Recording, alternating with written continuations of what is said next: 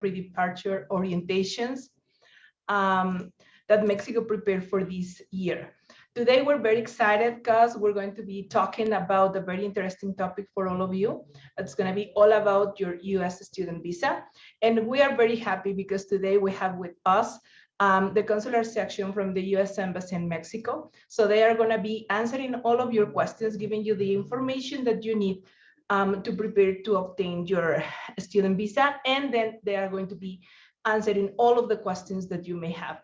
So as we go on in the presentation, you can start typing your questions in the chat or in the comments in Facebook, and we will address all of those questions at the end of the presentation.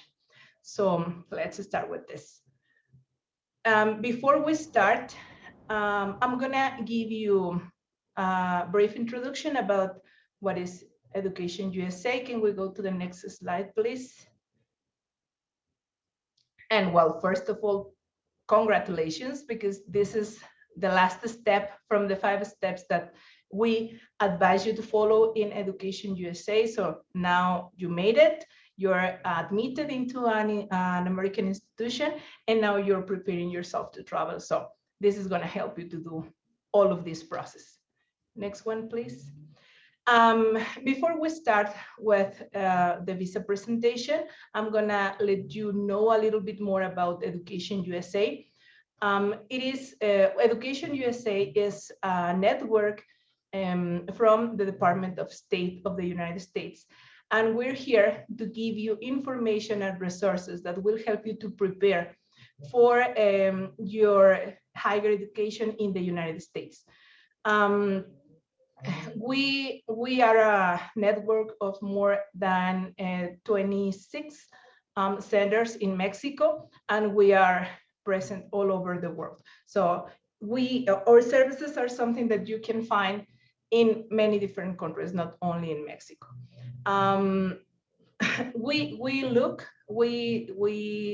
tend to advise students, international students from all over the world.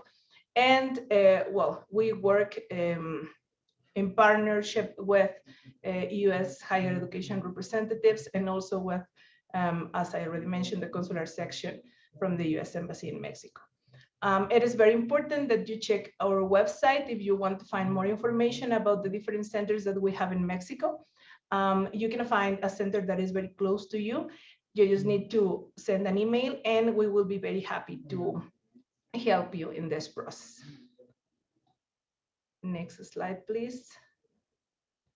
Well, now, as I already mentioned, today's topic, we're going to be talking about student visas. So I'm very happy to give the floor to Jordan from the U.S. Consular section from the U.S. Embassy. Please, Jordan, go ahead. Hello, everyone. My name is Jordan. I do work in the consular section here at the U.S. Embassy in Mexico City, and I'm very excited to be talking to you about student visas today. I hope you can hear me okay. Sound check, are we doing all right? Perfect. Excellent. Would you flip to the next slide, please? All right, so to begin, what is a visa? A visa is a legal document that requests entry into a foreign country. A visa, unfortunately, does not guarantee entry into the U.S. In the United States, a Customs and Border Patrol officer, otherwise known as CBP, will determine at the point of entry if you will be allowed into the country and for how long. A visa is considered permission to knock on the door. A CBP agent will be the one that decides whether or not to let you in. For this reason, we like to recommend to our applicants that you not buy your plane tickets until you have your visa in your passport and in your hands. Next slide, please. So student visas. For us, that is the F, M, and J visas, as you can see up on the screen. I do want to tell you there are some situations in which you can travel to the United States on a tourist visa and study. That would be if you're taking recreational classes or something incidental to a tourist trip where you're not going to be earning academic credit or professional certification. The number of hours of your classes does not necessarily determine whether or not you can travel on a tourist visa. And I understand that for the purpose of this presentation, most of you are going to be attending university, probably on an F visa. And for that, in those situations, you definitely will need a student visa. Also, if you plan on traveling with children or with a spouse, they would be getting a derivative visa. For the F, M, and J visas, that would be an F2, M2, or J2 respectively. The process for derivative visa holders to apply is very similar to the regular student visa process. They will have to apply online, get a visa appointment for an interview, and go through basically all the same steps in the process except for paying for the SEVIS fee. I will discuss later what a SEVIS fee is. An important note about derivative visas is that they are linked to the original visa. So as long as the student visa holder is allowed to be in the country, the derivative can also be in the country. And then if the student visa expires or the student needs to return back to their country of residence, then the derivative would need to go with them. All right, next slide, please. Next slide, please. Oh, no, we're good. So the first step is enrolling in a U.S. academic institution. I believe most of you are already at this stage, so congratulations. But you'll need to ask your institution to issue you an I-20 if you'll be applying for an F or an M visa, or a DS 2019 if you'll be applying for a J visa. Next slide, please. One question we get a lot is about the 6-month restriction on passport validity. That does not apply to Mexican citizens. All we ask is that you have a valid passport at the time of entry into the United States. Next slide, please. So the next step after you have your DS 2019 is to complete the DS-160 form online. The website to complete this form is listed on the screen, cac.state.gov. And make sure when you're on this page that you are selecting the correct place to take the interview. In Mexico, you have 10 different places to pick from, so make sure that you're picking a location you actually want to travel to. And you can change the language on this page if you want to. It's in the upper right corner. When you hover over a question on this form, translation will appear if you prefer to do it in a different language. Next slide, please. After you've completed the DS-160, you're going to need to print the confirmation page. You will have to present this page and a valid passport when you go to the Applicant Service Center. Here we call that ASC or CAS, as it's referred to in Spanish, for Centro de Atención de Solicitante. And you'll also need to present it for your interview at the embassy or consulate. You will not need to submit a photo when you complete the application. Your photo and biometrics will be taken at the CAS. Next slide, please. Okay, so you're also going to need to register at this point in the process for an appointment. You can do that on the website listed on this screen. And on this website, you are going to register, create an account, and you're also going to find information on how you're going to pay. Additionally, you'll determine how you want to get your passport back. We cannot send passports to private residences, but you can decide if you want to pick it up from CAS or if you want to set up delivery through DHL. Next slide, please.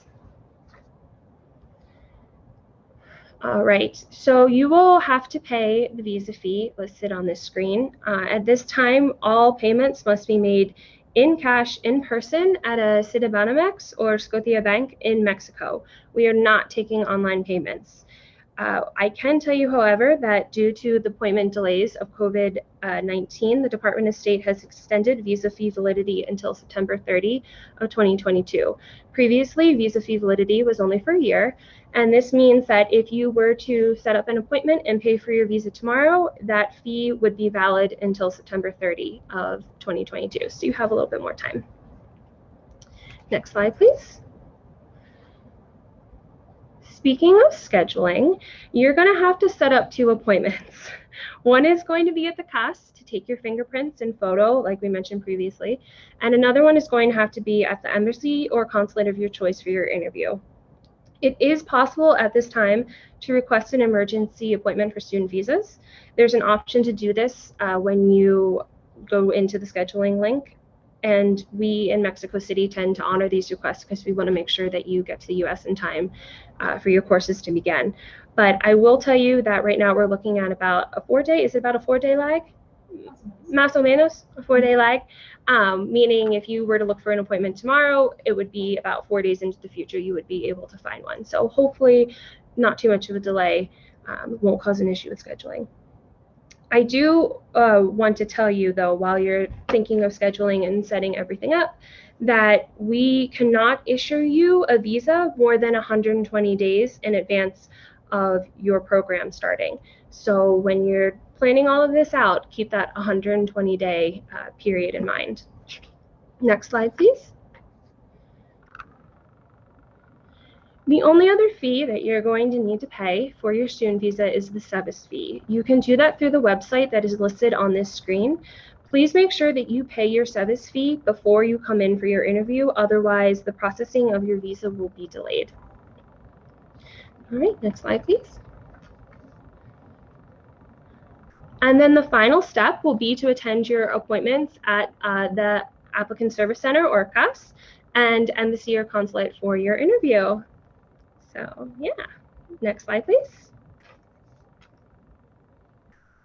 So the day of the interview, the big question we always get is about documents and documentation.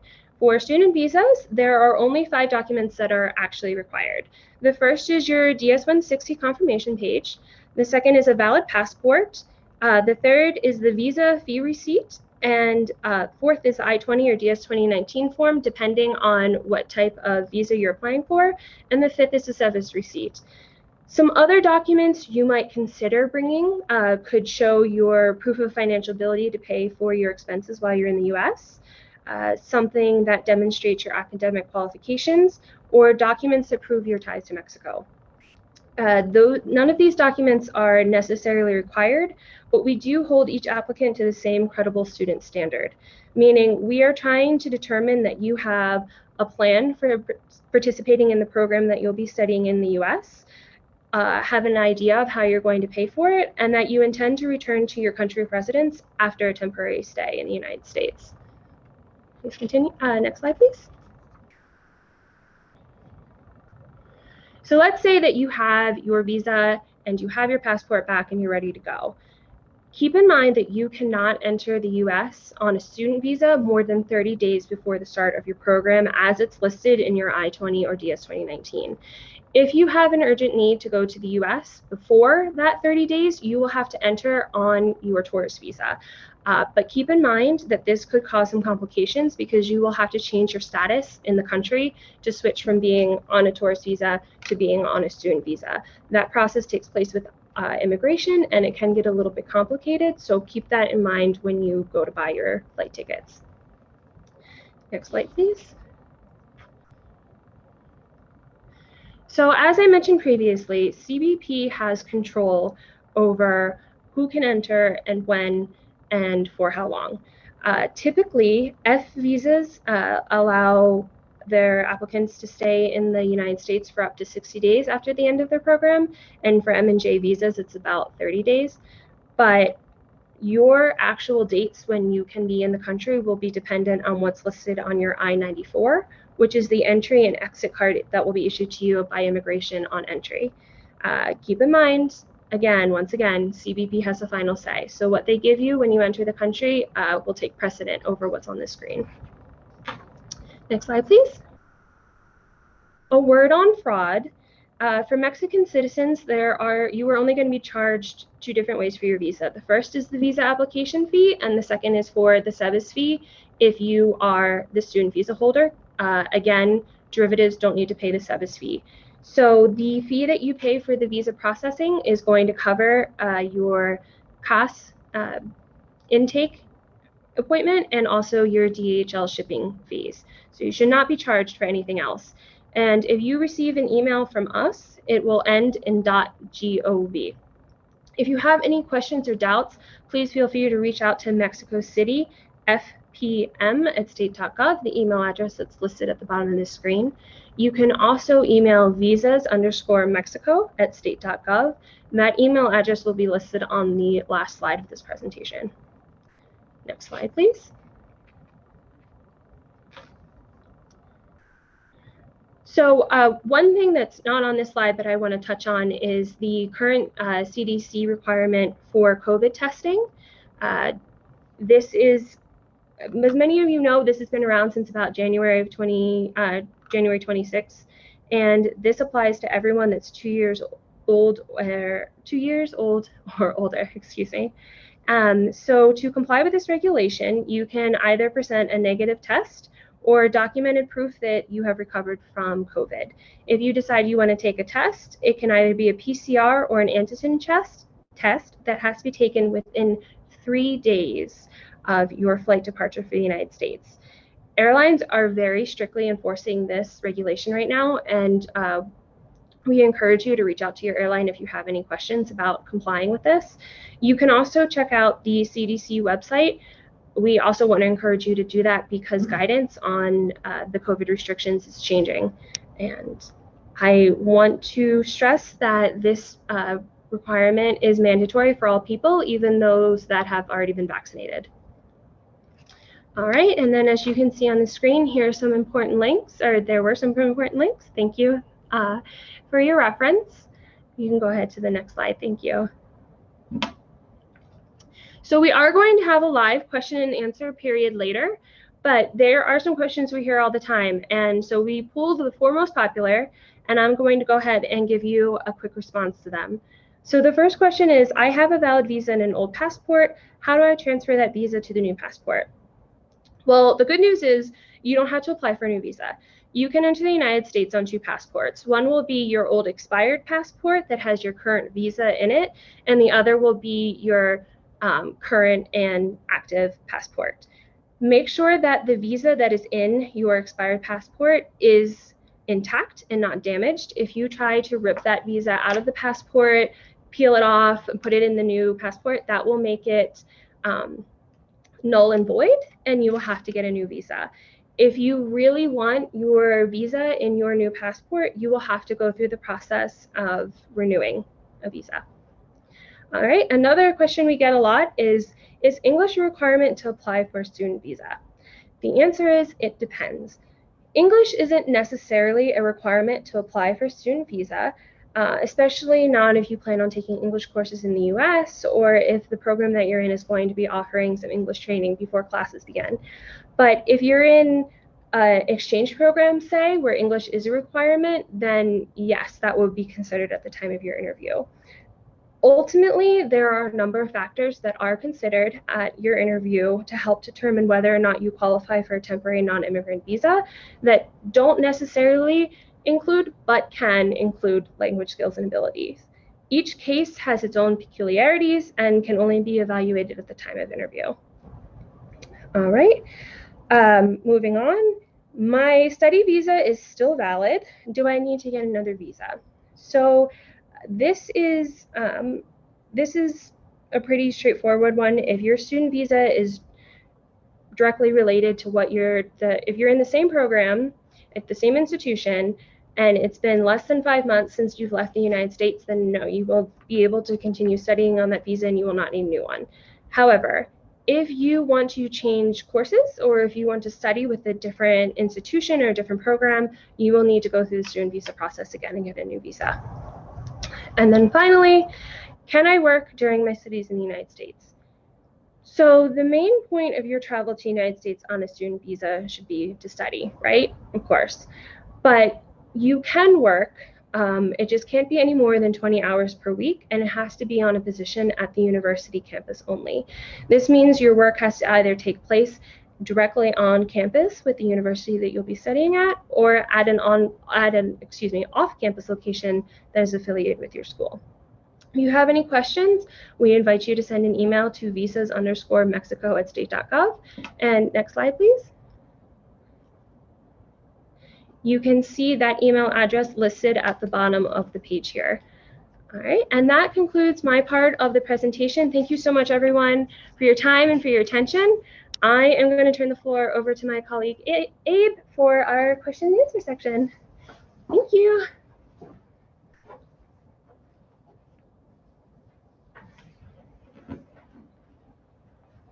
Hi, everyone. Good afternoon. My name is Abraham. I'm part of the business staff unit, and I'm here to answer some of your questions. Thank you very much. We have some questions here. Let's start with, we have so many interesting questions, so thank you for your patience. How many weeks am I allowed to enter the US before my study program starts? Well, you have 30 days to get into the United States before your program starts. If you want to go before those 30 days, you have to get in with your tourist visa. Okay. Are my parents allowed to travel with me with their tourist visa? I'm sorry. Well, you might have a tourist visa and they should need you might have a student visa and they might need a tourist visa in order to go with you for a certain time, but not the whole, program timing that you have for your studies. Okay. What is the waiting time for getting the appointment? As we said before, it's almost like 4 days, a little bit more, a little bit less. Thank you. How long should I wait to receive my visa after my appointment? Well, normally it takes almost like 7 business days, average, in order to get your visa. Can I renew my visa in the US? You have to renew it within the country you applied before. Good to know. Would I need to submit my passport to get my visa? Yes, you need to submit your passport and you need to wait for, as we said before, like 7 business days average time. What happens if my student visa is rejected? Well, you have the chance to apply again, but it might take a little while. So our suggestion is to, discuss with your school and try to submit for a visa later on. Do I need to provide financial documents for my appointment? Well, actually, most of the times you need to provide proof of your how are you going to pay your studies there. How are you going to pay for all your needs while you're studying in the United States. Can my parents go with me to the interview and can they answer questions for me? Well, you have to answer the questions by yourself. Maybe if you're under 18 years old, your parents might go with you, but you need to answer the questions. Do you have recommendations for the interview? How do I prepare for my appointment? Be as clear as possible. Crystal clear whenever you have an interview. What is the maximum time it would take to get my visa? As I said before, it might take like 7 business days. Sometimes it might take a little bit more, but it's not a usual thing. Okay, I'm still getting more questions. So where am I here? Let me see. If I want to renew my student visa, do I need to travel to my home country? Yeah, you already answered that one. Do I have to report to my school immediately? Can I go somewhere else before going to school? I guess this question is regarding the student visa. So you mean that if you need to report to your school once you get the visa, or? Yeah, this question is by Maria Soldi Fabio. So Maria, if you want to write on the chat, what is this question regarding about? So Okay, yeah, she said yes. Yeah, So I guess she's already accepted, I guess, to the to the school, so she received the student visa already. So she asked if she could go somewhere else before going to the school.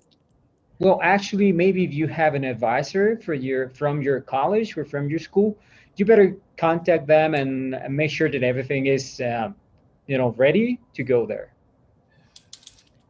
Okay. Another question. If I had an old F1 visa from a different university, but now I get a new one, is the previous visa canceled, or what happens in that case? Yes. That means that you're studying in a different school with a different program, so the previous one is no longer active. Okay. Does applying to a student visa affect in any way our tourist visa if we already have it? Not at all. You can have both. You can have tourism and student visa at the same time. Thank you.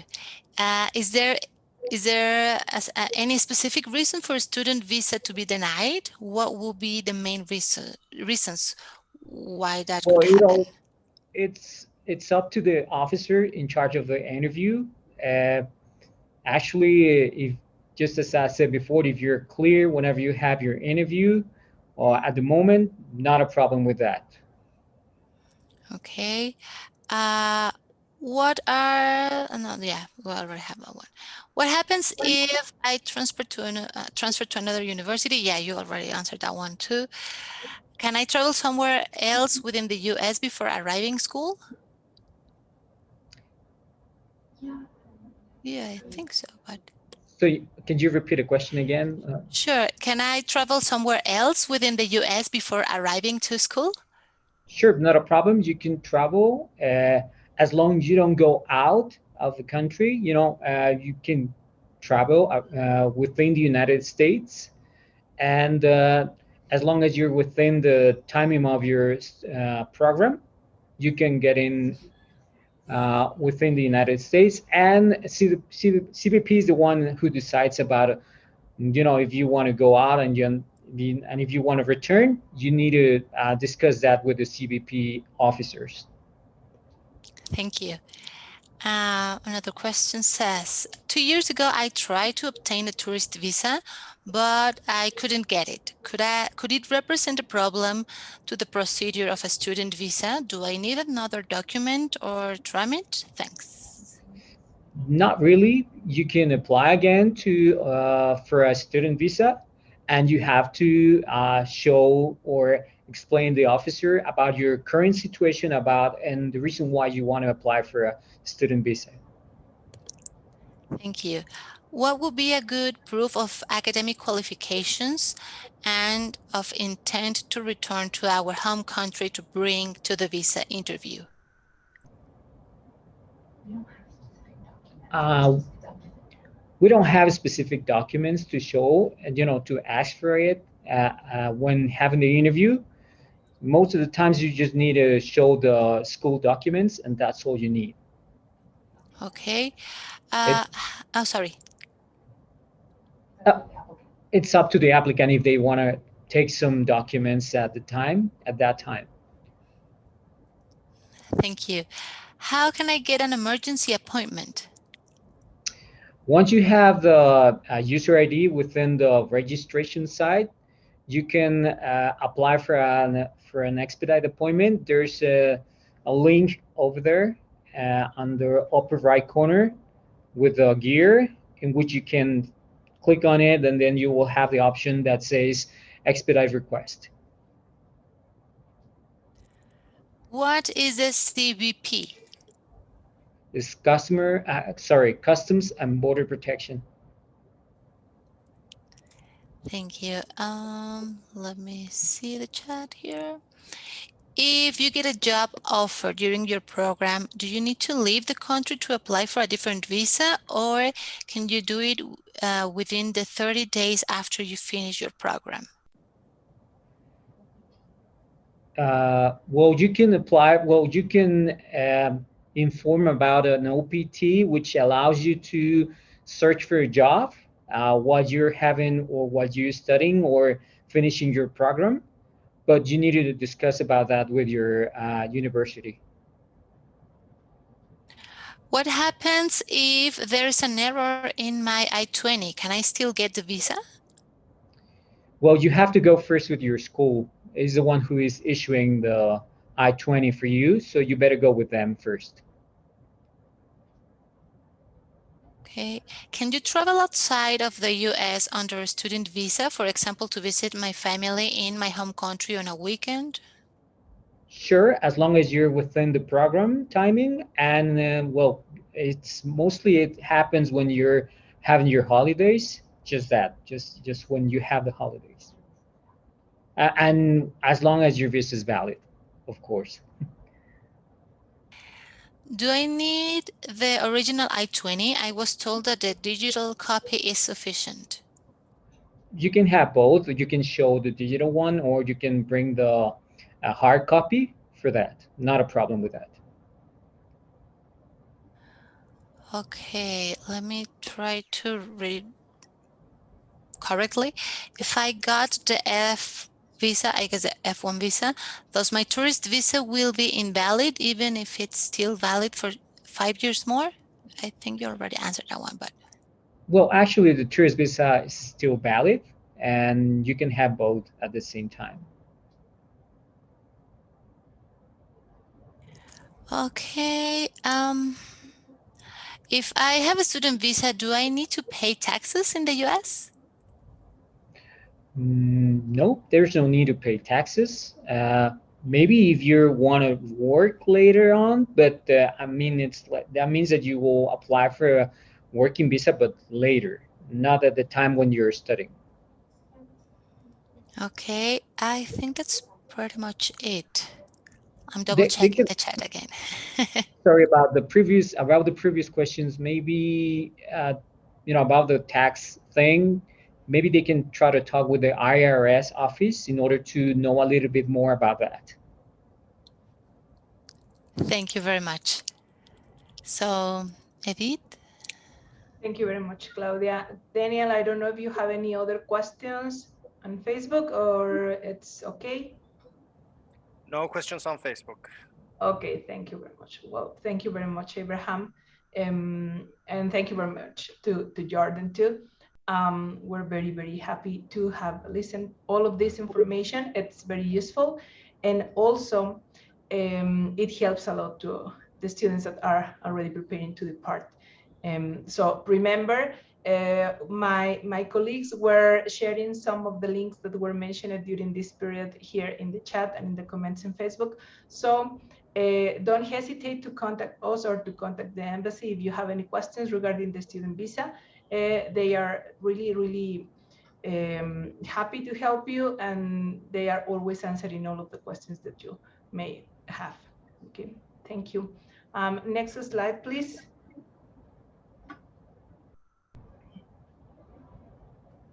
Okay, well, as I already mentioned at the very beginning of the presentation, this was the third webinar from a series of webinars that we prepare here in Mexico for this year. We have had two sessions before this one, so if you want to check them too, you can visit our YouTube channel or visit the Facebook page, and there you can find this information. And we would like to invite you to our next session this Wednesday. That is your student life in the United States. Remember, you have to register for this session, and we will be presenting on Wednesday again. And we are also very happy to invite you to follow us on Instagram, because we still have 2 more events going on there. We're going to have 2 students on Instagram. We're going to interview one from undergrad students and one from the from a grad school, and they are going to be sharing with us different tips and different things that they have been living through this experience on Instagram. So follow us. Remember that you have to stay tuned with us in social media, and that is going to help you to give you more information, to provide you with more information.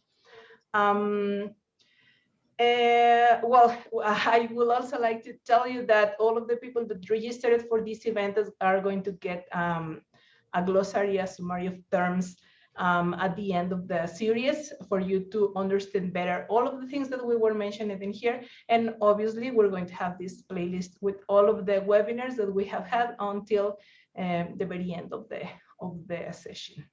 Okay, next slide, please. Edith, Yes. I will, thank you very Marta. much, Edith. This is Marta Beltran from Education USA Advisor in Mexico City.